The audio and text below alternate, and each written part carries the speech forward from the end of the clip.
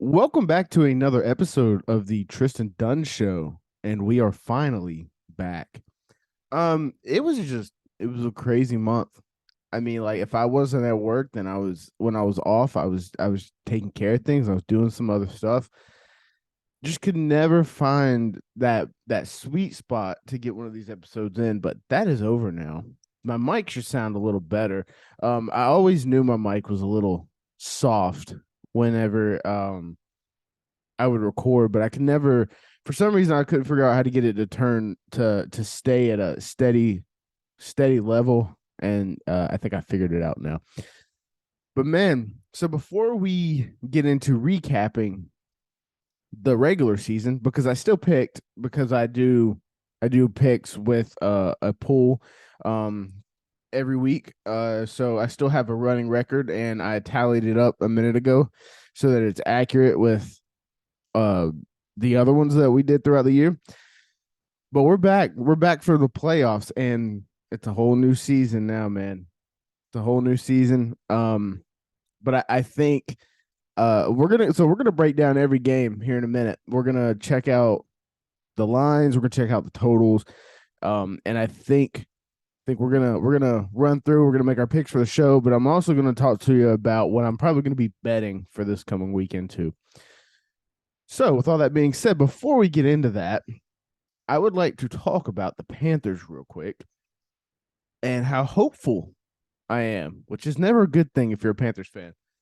I might be a little too hopeful because we all right, so we started the season, 1-4 with Matt Rule.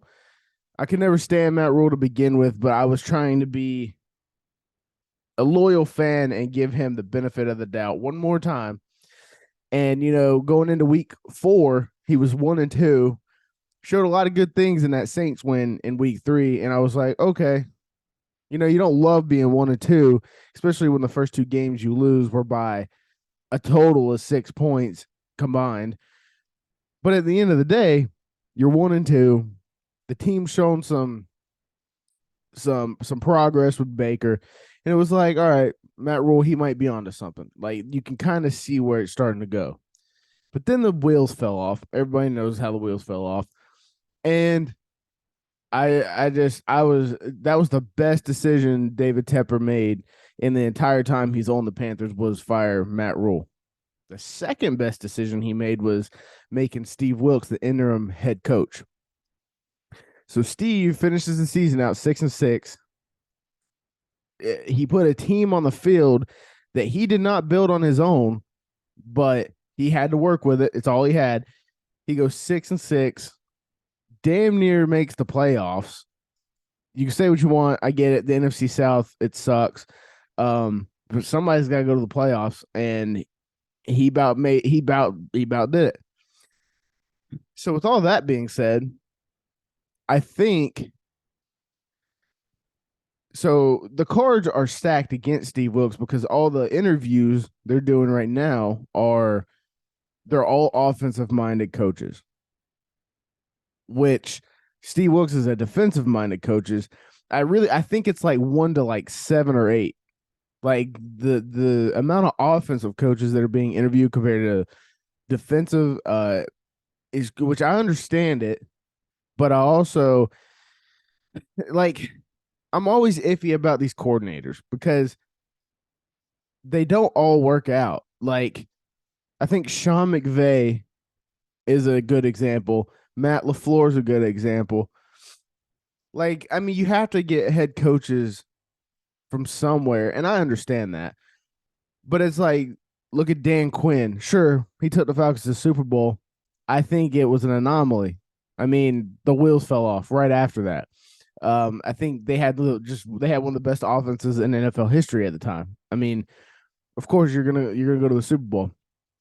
But other than that, even Dan Quinn now as a Cowboys defensive coordinator, it's not working like it was at the beginning of the season. Like Dan Quinn has a consistency problem, but that's just one example. So I'm always iffy on these coordinators that get hired and like they're brand new head coaches. Sure, it can work out, but why would you not? Like I understand there's a process that has to go through. You have to interview coaches. You have to go through the whole ordeal. But you had a man put a that didn't have his own coaching staff, that didn't have his own roster, didn't have his own quarterback, goes out, wins 6 games, almost makes the playoffs, and it feels like he's kind of being pushed to the side a little bit. It kind of feels like Steve Wilkes is not going to get the job, and he's number one on my list for who I want as head coach. If you made me pick a number two, it was Jim Harbaugh, but I don't think that's going to happen. Um, Now I think it's Ben Johnson, the head coach of the offense coordinator of the Lions, but I don't know. I would really like to see Steve Wilkes get that job. I think you give him a full. It doesn't even have to be a long deal. Give him like a 1 or 2 year deal. Uh, give him a full off season. Let him bring his own coaching staff in and see what happens because the NFC South is up for grabs now. Hell, it started this year. It was up for grabs. We didn't have that. So I genuinely believe that had J.C. Horn not got hurt in that Lions game, we beat the Bucks because Mike Evans doesn't score 3 touchdowns on J.C. Horn. It's not going to happen. And we beat the Bucks, we beat the Saints, and we're talking about a Panthers home playoff game this weekend. I really think that that one injury put us in this spot, which is fine. Like Steve Wilkes got that team playing meaningful football in December and January.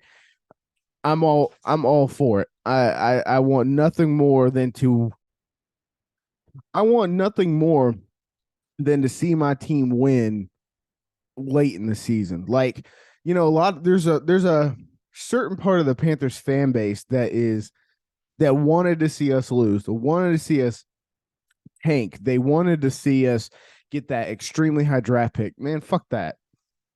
Fuck that. I want to watch my team win. Like I don't want to watch them lose. I don't want to sit there and we're gonna rebuild this year. We're gonna dude. I want to win football games. Like I want us to make the playoffs. And then what's funny about all of that is like we got that deep into the season, played almost made the playoffs, played that many meaningful games, and still have a top 10 draft pick. At the end of the day, we're still picking in the top 10. Our GM, I love Scott Fitterer. I think it's possible we move up in the draft.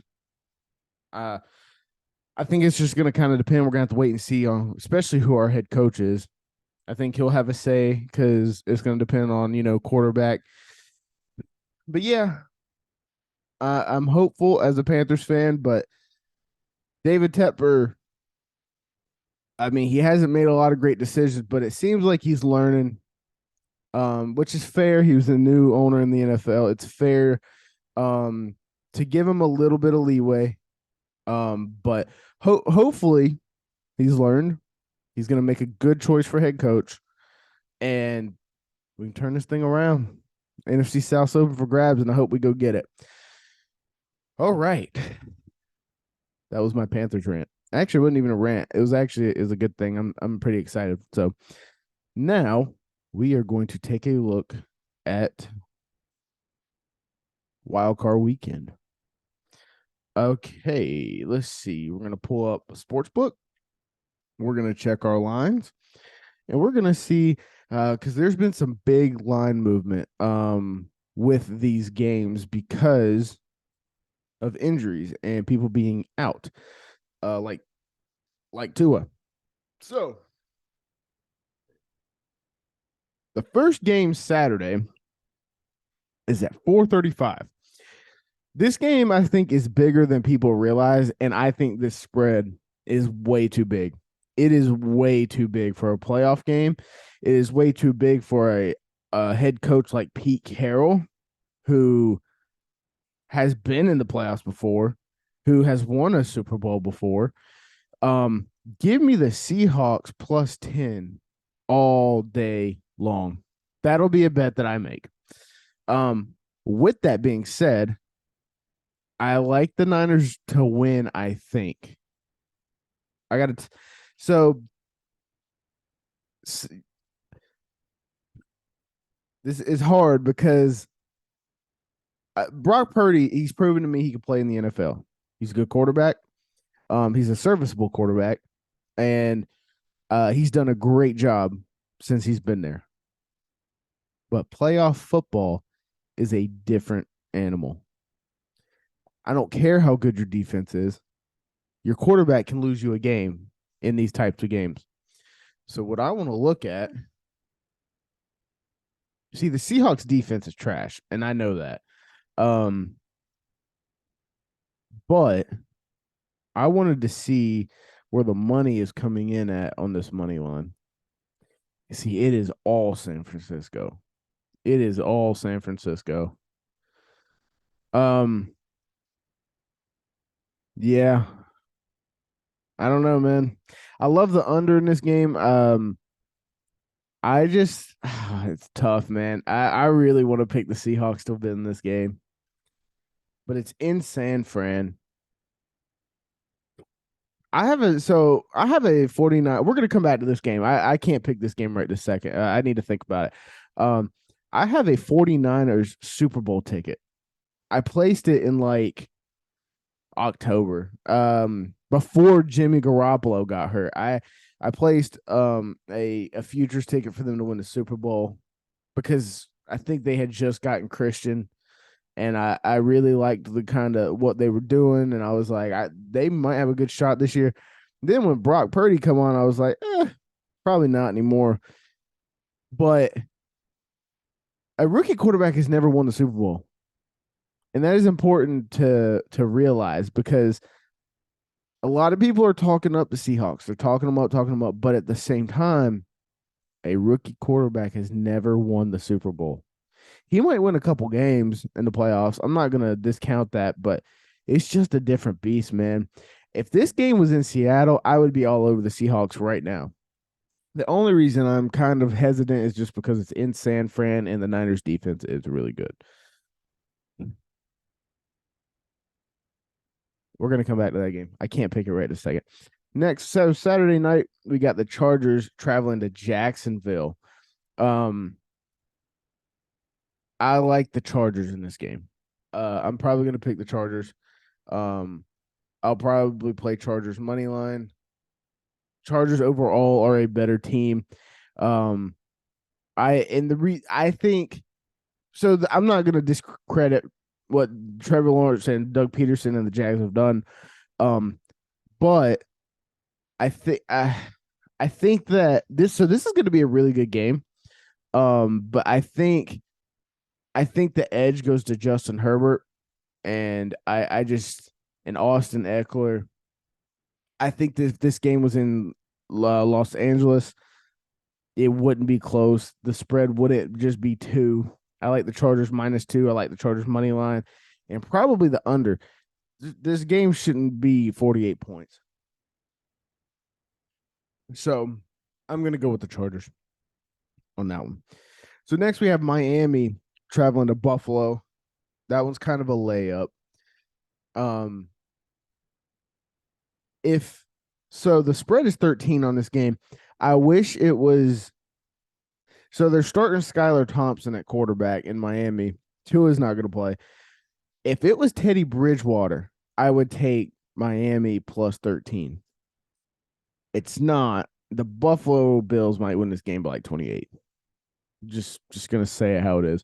So yeah, I got Buffalo in that one. So then Sunday we got the Giants traveling to the Vikings.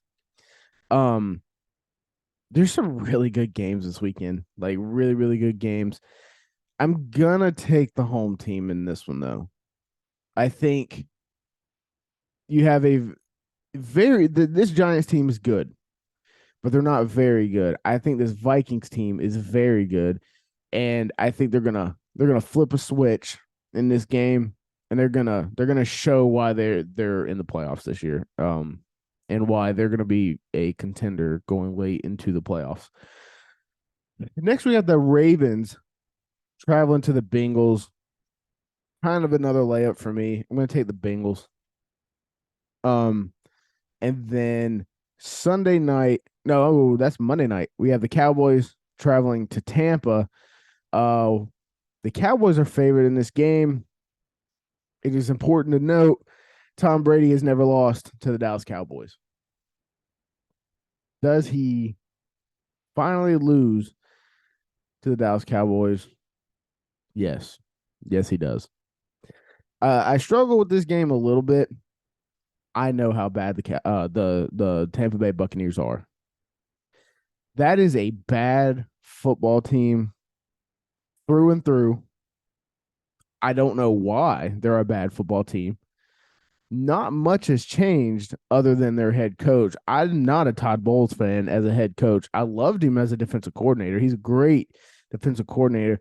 But me and Coach Z talk about this all the time. You have to stay in your lane. He is a bad head coach, but he's a great defensive coordinator. I think Mike McCarthy outcoaches Todd Bowles in this game. I think that's really what it comes down to. If the Cowboys are smart, they don't let Dak win this game. They run the ball down Tampa's throat. Their run defense isn't good. You run it down their throat. Let Tony Pollard and Zeke carry you to the divisional round. Because if you let Dak throw it 40, 45, 50 times a game, you're going to lose this game. You don't want to get into a Dak versus Tom Brady situation because you're going to lose every single time. Dak is not going to win you this game. You need to run the football. So I'm trusting and hoping that's what they do. So I'm going to take the Cowboys to win this game. All right, let's go back up. Seattle and San Francisco. I'm going to go. This could change. I'm going to go ahead and just say it. By Saturday, this could change. I'm going to go with the safe pick on the show, but this could change. I'm going to go with San Fran. I don't love it, though. I do not love it. I love Seattle plus 10. I am going to hit Seattle plus 10. But yeah, I do not love this game. This will be a very good game, I think. So for right now, I'm going to go San Fran. But I do not love it, though. I don't. So those are our picks for Wild Card Weekend. I forgot to mention my record from the regular season. So the last known record I had was like week 14. So I had to go back and tally up week 14, 15, 16, 17, and 18. So entering week 14, we were 108, 71, and 2. After week 18, we are 161 wins, 93 losses, and 2 ties in the NFL this year. So I actually, in week 17, I won the pool at work. I won it twice this year, which is crazy. I've never won it before, ever. And I won it twice this year when I started doing the show, started looking at games more, started paying a lot more attention. I was just donating $10 and yeah, I was just donating. But yeah, I won it twice. I won it in week 17. We actually so week 17, it was the week that DeMar Hamlin got had the cardiac arrest thing on the field, and that Sunday night I was, I think, 13-1 heading into Sunday Night Football. I had only lost one game. I picked, I'm trying to remember. Because that night I want to say it was the Raiders and Steelers played Sunday Night Football, if I remember right, and I lost that game because I had the Steelers, and it was the night that Franco Harris, or it was the week that Franco Harris died. Oh no, I'm sorry. That was like 3 weeks ago. That was the night that Baltimore and Pittsburgh played, and I picked Baltimore because they were at home in a low scoring game, and it was low scoring, but the Steelers ended up winning because Mike Tomlin doesn't have losing seasons in the NFL. It's so annoying. But then I had the Bengals heading into Monday Night Football. So, of course, the game didn't get played. I thought the Bengals were gonna. I really thought the Bengals were gonna just destroy Buffalo that night. That doesn't matter though. So when that game got canceled, we had to Saturday night we picked the Jags and Titans game and a total in the case of a tie to determine a winner. I picked the Jags and I picked 38 points and they scored 36 points. I've been getting really good at these totals, man. I I've been paying attention throughout the year just like even if I'm not going to win that week, I like to see how close I get on these totals. I get pretty damn close almost every week. And it comes from betting and understanding how these games work, understanding how primetime games work in general, because I think there's some crazy stat where like 80, no, not 80, 75% of primetime games, the under is always going to hit. And if you keep that in mind, so you take your, I think the over under for that game was like 40, and I picked 38. Especially it was a divisional game, primetime game. Yeah, that game's soaring under, soaring. If you bet every under in every primetime game throughout the season, you will come out winning money every single week. But I say all that to say I won a cool $170 in week 17. I did not win last week. I thought I was gonna win again because I ended up after the Saturday games and the 1 p.m. Sunday games, I was like 9-1. I was on fire. And then I literally won from 4 p.m. to Sunday night football. I won one game. That's when all the upsets happened. Like I had the Chargers, they lost. I had the Cowboys, they freaking lost. I had, which was my mistake. I picked the Giants, and last minute they ruled everybody out, and they still kept it close. Um, but they lost Sunday night. I think I lost Sunday night football. It doesn't matter. So that sucked. But yeah, that's where we're at. Fantasy football trophy.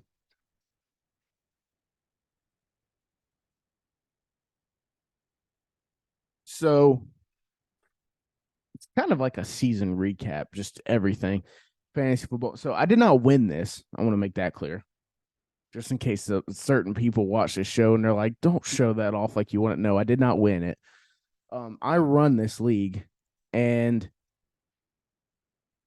because of the Monday night, so that was championship football week that the Cincinnati and Buffalo game got canceled. And the I had my two championship game players playing that game. One was ahead pretty substantial amount, about 40 or so, but he still had Buffalo defense and Josh Allen to play. The game, of course, did not get played. They ended up, this is a pretty big league, pretty nice size payout league, and you get a trophy and a ring if you win it. Like, you get one of these. Hold on. Let me show you. So it's kind of like a Super Bowl ring. It's cool. On the side, it says Fantasy Football League champion, and then tells you the year that you won it. It's a cool little thing that we do for the league that I run. But you also get this trophy for the year if you win. But because nobody won this last year, I'm just gonna hold the trophy till next season. Um, I won. Just kidding. I didn't win. I wish I'd have won. It's a nice payout. Um, so yeah, I got a trophy. I got to order a plate. Probably just gonna put co-champions on it. It's a cool trophy though. Trophy smack.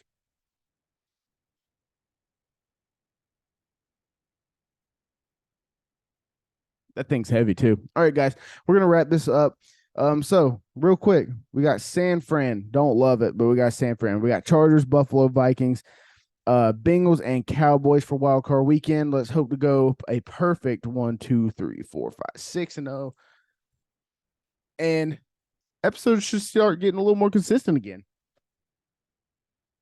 That's always a good thing.